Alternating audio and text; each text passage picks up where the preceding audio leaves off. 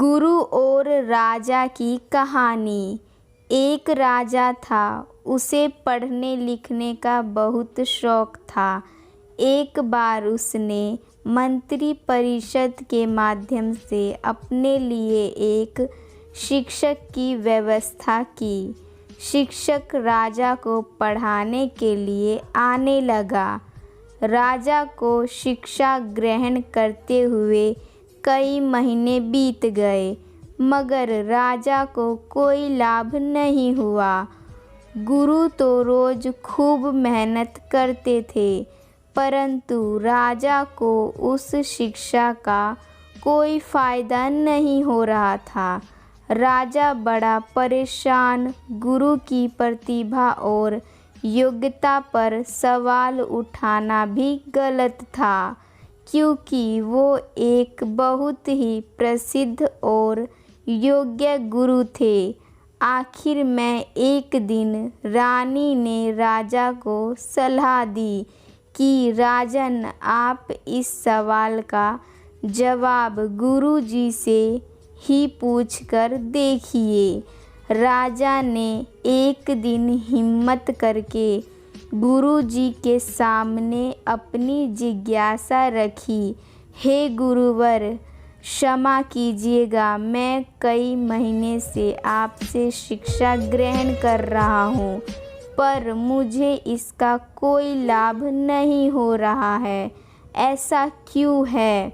गुरु जी ने बड़े ही शांत स्वर में जवाब दिया, राजन, इसका कारण बहुत ही सीधा सा है। गुरुवर, कृपा करके आप शीघ्र इस प्रश्न का उत्तर दीजिए।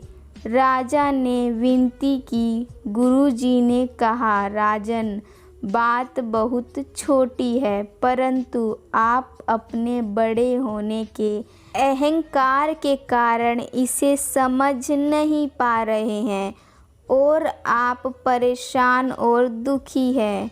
माना कि आप एक बहुत बड़े राजा हैं, आप हर दृष्टि से मुझसे पद और प्रतिष्ठा में बड़े हैं, परंतु यहाँ पर आपका और मेरा रिश्ता एक गुरु और शिष्य का है। गुरु होने के नाते मेरा स्थान आपसे उच्च होना चाहिए, परंतु आप स्वयं ऊंचे सिंहासन पर बैठते हैं और मुझे अपने से नीचे के आसन पर बैठाते हैं। बस यही एक कारण है जिससे आपको न तो कोई शिक्षा प्राप्त हो रही है और न ही कोई ज्ञान मिल रहा है। आपके राजा होने का कारण मैं आपसे यही बात नहीं कह पा रहा था। कल से अगर आप मुझे उच्च आसन पर बैठाए और स्वयं नीचे बैठे तो कोई कारण नहीं होगा कि आप शिक्षा प्राप्त न कर पाए। राजा की समझ में सारी बात आ गई और उसने तुरंत अपनी गलती को स्वीकारा और गुरुवर से उच्च शिक्षा प्राप्त की।